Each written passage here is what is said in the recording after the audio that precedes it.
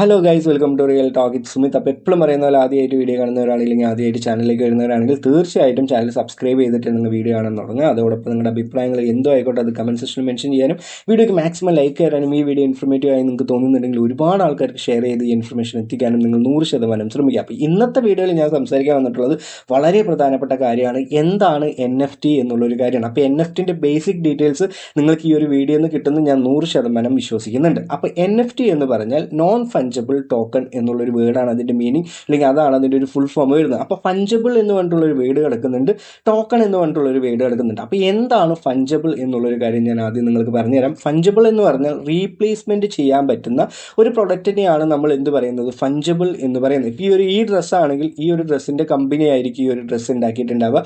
ആ ഒരു ഡ്രസ്സ് അവരൊരു മാർക്കറ്റിൽ കൊണ്ടുവച്ചു, ഇല്ലെങ്കിൽ ഒരു ഷോപ്പിൽ കൊണ്ടുവച്ചു. ആ ഒരു ഷോപ്പിൽ പോയിട്ടാണ് ഞാൻ ഈ ഡ്രസ്സ് വാങ്ങിയിട്ടുള്ളത് എന്നുള്ളൊരു കാര്യം. അപ്പോൾ ഇതേ ഡ്രസ്സ്, ഇതേ മോഡൽ, ഇതേ ഡിസൈൻ വെച്ച് വേറൊരു കമ്പനിക്കും എന്ത് ചെയ്യാൻ പറ്റും, ക്രിയേറ്റ് ചെയ്യാൻ പറ്റും. ക്രിയേറ്റ് ചെയ്തിട്ട് അത് വേറൊരു ഷോപ്പിൽ കൊണ്ടുവന്നിട്ട് വിറ്റാലും ഇതേ പ്രൈസ് ആണെങ്കിൽ, ഇല്ലെങ്കിൽ ഇതിനേക്കാളും കുറഞ്ഞ പ്രൈസ് ആണെങ്കിലും നമുക്ക് എന്താണ് അവിടെ പോയിട്ട് വാങ്ങാൻ പറ്റും. അങ്ങനെ റീപ്ലേസ്മെൻറ്റ് ചെയ്യാൻ പറ്റുന്ന ഏതൊരു പ്രൊഡക്റ്റിനെയും പറയുന്ന പേരാണ് ഫഞ്ചബിൾ എന്നുള്ളൊരു കാര്യം. അപ്പോൾ ഈ ഒരു NFT എടുക്കുമ്പോൾ ഇത് നോൺ ഫഞ്ചബിൾ ആണ്. അപ്പോൾ നമുക്കിത് ഒരിക്കലും എന്ത് ചെയ്യാൻ പറ്റില്ല, റീപ്ലേസ് ചെയ്യാൻ പറ്റില്ല. ഇങ്ങനെയുള്ള ഒരു ടീഷർട്ട് എനിക്ക് മാത്രമേ ഉള്ളൂ, ഞാൻ മാത്രമാണ് ഈ ഒരു ടീഷർട്ടിൻ്റെ യുണീക്ക് ആയിട്ടുള്ള ഒരു ടീഷർട്ടാണ് എന്നുള്ള രീതിയിൽ പറയുകയാണ്. അപ്പോൾ ഇതേ ടീഷർട്ട് നിങ്ങൾക്ക് എന്ത് ചെയ്യാം, ഫോട്ടോ എടുക്കാം. ഇപ്പോൾ ഈ വീഡിയോ വഴി നിങ്ങൾ കാണുന്നുണ്ട്, ഇതിൻ്റെ കോപ്പി നിങ്ങൾക്ക് ഉണ്ടാക്കാം. എന്നാലും ഞാൻ പറയുകയാണ് ഈ ടീഷർട്ട് എൻ്റെ ആണ്, അല്ലെങ്കിൽ കോപ്പി റൈറ്റ് മേടിച്ച് ഈ ടീഷർട്ട് എൻ്റെ ആണ്, ഇത് എൻ്റെ മാത്രമാണ് എന്ന് പറയുന്നതിനെയാണ് നോൺ ഫഞ്ചബിൾ എന്ന് പറയുന്നത്. അപ്പോൾ ഈ ഒരു നോൺ ഫഞ്ചബിൾ ടോക്കൺ എന്ന് പറഞ്ഞാൽ എന്താണ്, ഞാനൊരു ഷോപ്പിൽ പോയിട്ട് ഈ ഒരു കാശ് കൊടുത്തിട്ട് ഈ ഒരു ടീഷർട്ട് വാങ്ങി. അപ്പോൾ ഈ ഒരു കാശ് കൊടുത്ത എല്ലാ റെക്കോർഡും അവർ ബില്ല് നമ്മുടെ കയ്യിലേക്ക് തരുമ്പോൾ നമ്മുടെ കയ്യിൽ ബില്ലുണ്ട്, നമ്മുടെ കയ്യിലും ബില്ലുണ്ടാവും, ആ ഷോപ്പിൻ്റെ ഉടമയുടെ കയ്യിലും എന്തുണ്ടാവും, ആ ബില്ലുണ്ടാവും. അപ്പോൾ ആ ഒരു ടീഷർട്ട് എൻ്റെ ഈ ഒരു ഉടമസ്ഥയിൽ ആയി ആ ഷോപ്പിൽ നിന്ന് എന്ന് പറയുന്ന രീതിയിലാണ്, ഇല്ലെങ്കിൽ ഒരു ട്രാൻസാക്ഷനെയാണ് നമ്മൾ എന്ത് പറയുന്നത്, ഈ ഒരു ക്രിപ്റ്റോയിൽ വരുമ്പോഴും ഇല്ലെങ്കിൽ ഒരു ട്രാൻസാക്ഷനിൽ വരുമ്പോഴും ടോക്കൺ എന്ന് പറയുന്നത്. അപ്പോൾ NFTയുടെ അർത്ഥം നിങ്ങൾക്ക് മനസ്സിലായിട്ടുണ്ടാവും, നോൺ ഫഞ്ചബിൾ ടോക്കൺ. അപ്പോൾ യുണീക്ക് ആയിട്ടുള്ള ഒരു പ്രൊഡക്റ്റ് പൈസ കൊടുത്തിട്ടോ ഇല്ലെങ്കിൽ ആ ഒരു പൈസ കൊടുക്കാതെ തന്നെ ഒരു സർട്ടിഫിക്കറ്റ് വഴിയോ ഇല്ലെങ്കിൽ ഒരു എഗ്രിമെന്റ് വഴി നിങ്ങൾക്ക് അത് വാങ്ങാൻ പറ്റിയെന്ന് പറഞ്ഞാൽ അത് NFT ആണ് എന്നുള്ളൊരു കാര്യം നിങ്ങൾ മനസ്സിലാക്കുക. അപ്പം മെസ്സിയുടെ ടീഷർട്ട് ആയിക്കോട്ടെ, മെസ്സിയുടെ ടീഷർട്ട് എപ്പോഴും യൂണിക്നെസ് ആണ്, അത് മെസ്സിക്ക് മാത്രമേ ഉള്ളൂ, ആ വ്യക്തിക്ക് മാത്രമേ ഉള്ളൂ. ഇപ്പം ഞാൻ വളരെ ഫേമസ് ആയിട്ട് എൻ്റെ ഈ ഒരു ടീഷർട്ട് ഞാൻ നിങ്ങൾക്ക് തരാമെന്നുണ്ടെങ്കിൽ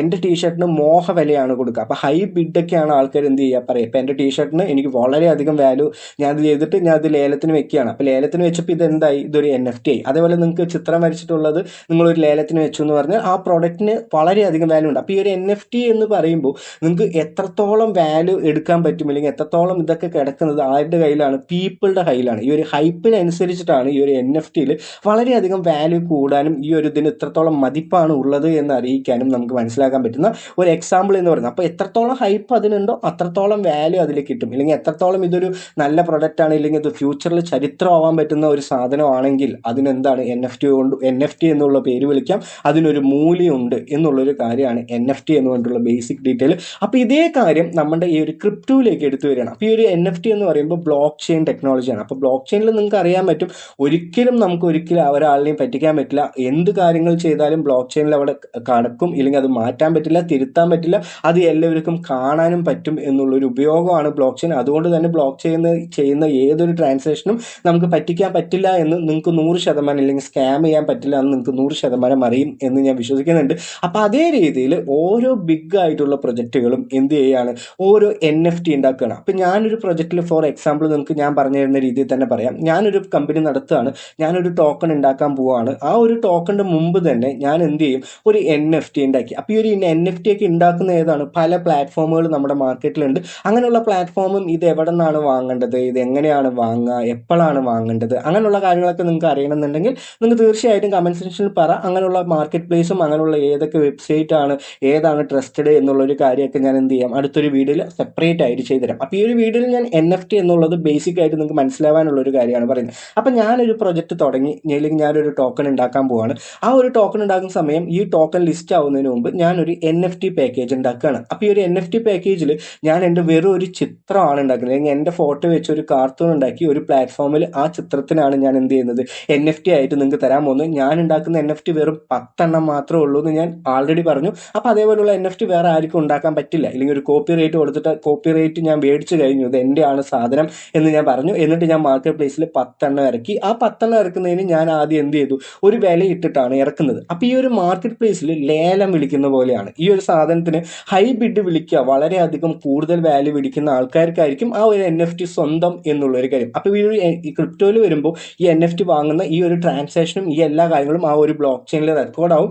അത് ഏത് മാർക്കറ്റ് പ്ലേസിലാണോ അത് റെക്കോർഡാവും. ആ ഒരു സ്വന്തം ഇല്ലെങ്കിൽ ഈ ഒരു NFT സ്വന്തം എനിക്കാണ് എന്നുള്ളൊരു കാര്യം അവിടെ റെക്കോർഡാവും എന്നുള്ളൊരു കാര്യമാണ് അവിടെ ഏറ്റവും ശ്രദ്ധിക്കേണ്ടത്. അതിനെയാണ് ടോക്കൺ എന്ന് പറയുന്നത്. അപ്പം ഞാനൊരു സാധനം ഉണ്ടാക്കി, ഞാനിതിൽ എൻ്റെ ഒരു ഫോട്ടോ ഉണ്ടാക്കിയിട്ട് ഞാൻ അതിന് പറയാണ് ഇതിന് $10 എൻ്റെ മാർക്കറ്റ് പ്ലേസ്, ഇനി നിങ്ങൾക്ക് വില പേശിയിട്ട് എന്ത് ചെയ്യാം, ഈ ഒരു സാധനം എത്രത്തോളം വാങ്ങാം. അപ്പം ചില ആൾക്കാർ ഈ ഒരു NFT ഇല്ലെങ്കിൽ ഇപ്പം എൻ്റെ ഒരു ഫോട്ടോയ്ക്ക് അവർ പറയാണ് ഫ്യൂച്ചറിൽ ഈ സാധനം വളരെയധികം വാല്യൂ വരും, ഇത് മേടിച്ചിട്ട് ഞാൻ ഇപ്പോൾ വെച്ചെന്ന് പറഞ്ഞാൽ എനിക്ക് വേറെ ഒരാൾക്ക് വളരെയധികം രീതിയിൽ വിൽക്കാൻ പറ്റും എന്നുള്ളൊരു കാര്യം അവർ പറയുകയാണ്, ഇല്ലെങ്കിൽ ഞാൻ വിശ്വസിക്കുകയാണ്. എന്നിട്ട് ആ ഒരു NFT എൻ്റെ ഫോട്ടോ ഞാൻ അത്രത്തോളം ഡോളർ അല്ലാതെ $100 ഞാൻ ഇപ്പം തന്നെ അത് ഹൈ ബിഡ് മേടിച്ച് ഞാൻ ഇതോട് മേടിച്ച് വെക്കുകയാണ്, ഇത് എൻ്റെ സ്വന്തമാക്കാണ്. അപ്പോൾ ഇതിനേക്കാളും അടുത്ത വേറൊരാൾക്ക് ഇത് വേണമെന്നുണ്ടെങ്കിൽ അവ ഇതിനേക്കാളും കൂടുതൽ പൈസ കൊടുത്ത് വാങ്ങിയാൽ മാത്രമാണ് ഞാൻ അക്സെപ്റ്റ് ചെയ്യുള്ളൂ എന്നുള്ളൊരു കാര്യം. അപ്പോൾ ഇതാണ് NFT ഈ ഒരു മാർക്കറ്റ് പ്ലേസ് നടന്നുകൊണ്ടിരിക്കുന്ന ഹൈ പ്രൈസ് വരാനുള്ള സാധ്യതകൾ കിടക്കുന്നത്.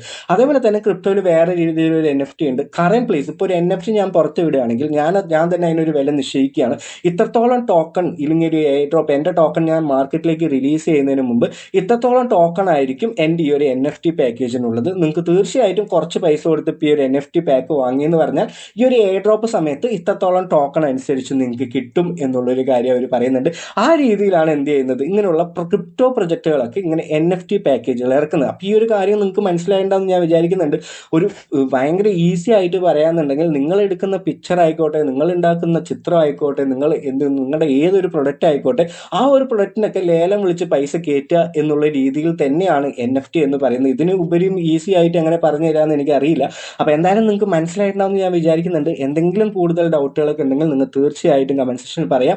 അതേപോലെ തന്നെ ഇതിൻ്റെ മാർക്കറ്റ് പ്ലേസ് ഏതാണ്, എപ്പോഴാണ് ഇത് വാങ്ങേണ്ടത്, ഓരോ പ്രൊജക്റ്റും എപ്പോഴാണ് ഹൈപ്പ് കയറുന്നത്, ഈ ഒരു NFT ഇപ്പോൾ മേടിച്ചു എന്ന് പറഞ്ഞാൽ നമുക്ക് ഫ്യൂച്ചറിൽ ഇല്ലെങ്കിൽ വെറും 5, 3, 4 ദിവസത്തിലൊക്കെ വളരെയധികം വാല്യൂ കൂടും എന്നുള്ള കാര്യങ്ങളൊക്കെ നിങ്ങൾക്ക് അറിയണമെന്നുണ്ടെങ്കിൽ നമ്മുടെ ടെലിഗ്രാം ചാനലിൽ കയറാൻ ഇനിയുള്ള ഫ്യൂച്ചർ ഡേയ്സിൽ ഞാൻ അങ്ങനെയുള്ള അപ്ഡേറ്റുകളൊക്കെ നിങ്ങൾക്ക് തരാം. അപ്പോൾ ഒരുപാട് ആൾക്കാർക്ക് വളരെയധികം യൂസ്ഫുൾ ആവും. നമ്മുടെ ചാനലിൽ ഞാൻ എന്തുകൊണ്ടാണ് ഇങ്ങനെയുള്ള കാര്യങ്ങൾ പറയാത്തതെന്ന് പറഞ്ഞാൽ ഇതൊക്കെ പൈസ മുടക്കേണ്ട കാര്യമില്ല, ഒരാളുടെ പൈസ നഷ്ടമാവണ്ട. മേ ബി 100 പേര് ഈ ഒരു പൈസ മുടക്കി വാങ്ങാന്നുണ്ടെങ്കിൽ അതിൽ 80 പേർക്ക് ലാഭമായിരിക്കും കിട്ടുക, അതിലൊരു 20 പേർക്ക് നഷ്ടം കിട്ടിയാൽ പോലും നമുക്ക് നെഗറ്റീവാണ് വരുള്ളൂ എന്നുള്ളൊരു കാര്യം കൊണ്ടാണ് ഞാൻ പൈസ ഇടേണ്ട കാര്യങ്ങളൊന്നും പറയാത്ത. അപ്പോൾ നിങ്ങൾക്ക് തീർച്ചയായിട്ടും നിങ്ങളുടെ ഇഷ്ടത്തിൽ നിങ്ങൾക്ക് വേണമെന്നുണ്ടെങ്കിൽ ഞാൻ ഇതിനൊരു മാർക്കറ്റ് പ്ലേസ് പറഞ്ഞുതരാം, എവിടെയാണ് ഇത് വാങ്ങേണ്ടത് എന്ന് പറഞ്ഞുതരാം. അതേപോലെ തന്നെ ഹൈപ്പഡ് ആയിട്ടുള്ള പ്രൊജക്റ്റുകൾ ആൾറെഡി തന്നെ NFT ഇറക്കുന്നതിന് മുമ്പ് എൻ്റെ ടെലിഗ്രാം ചാനലിൽ ഞാൻ പറയുന്നുണ്ട്. അപ്പോൾ നിങ്ങളുടെ ഓൺ ഇഷ്ടത്തിൽ തന്നെ നിങ്ങൾക്ക് അത് വാങ്ങാനും എല്ലാ കാര്യങ്ങളും ചെയ്യാൻ പറ്റും. അപ്പോൾ എല്ലാവർക്കും ഈ വീഡിയോ വളരെ യൂസ്ഫുൾ ആയിട്ടുണ്ടെന്ന് വിചാരിക്കുന്നുണ്ട്.